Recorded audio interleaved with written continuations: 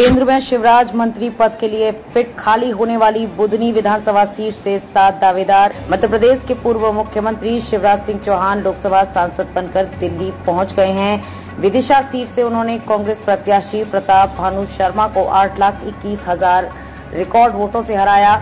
शिवराज विदिशा से 6वीं बार सांसद का चुनाव जीते हैं। शिवराज सिंह तो पहुंच गए, मगर सवाल ये है कि उन्हें केंद्रीय कैबिनेट में शामिल किया जाएगा या फिर संगठन की जिम्मेदारी सौंपी जाएगी।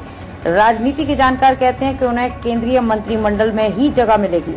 शिवराज बुधनी से विधायक भी हैं। अब उनके सांसद चुने जाने के बाद बुधनी सीट पर उपचुनाव होगा।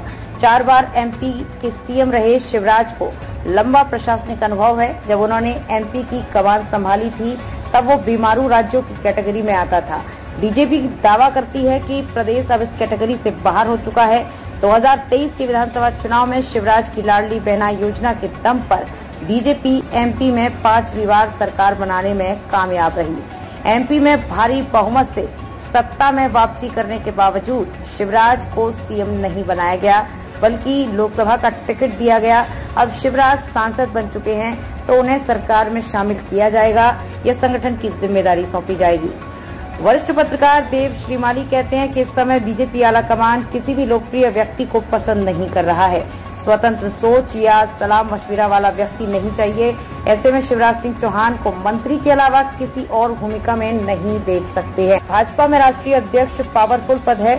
शिवराज को भले ही संघ का आशीर्वाद प्राप्त हो, लेकिन मौजूदा समय में मोदी शाह की जोड़ी ही निर्णायक भूमिका में है। चुनाव प्रचार के दौरान हरदा की एक सभा पीएम मोदी खुद ही मंच से कह चुके थे कि उन्हें दिल्ली ले जाना है। ऐसे में साफ है कि उनकी भूमिका मंत्रिमंडल में तय की जा चुकी है। वरिष्ठ पत्रकार अरुण दीक्षित कहते हैं कि 2005 के बाद ये पहला लोकसभा चुनाव था जब शिवराज मुख्य भूमिका में नहीं थे। जब वे मुख्यमंत्री बने उसके बाद से चाहे वो विधानसभा हो या लोकसभा का चुनाव, हर चुनाव की कमान शिवराज ने संभाली थी, लेकिन इस बार वे विदिशा लोकसभा सीट तक सीमित रहे।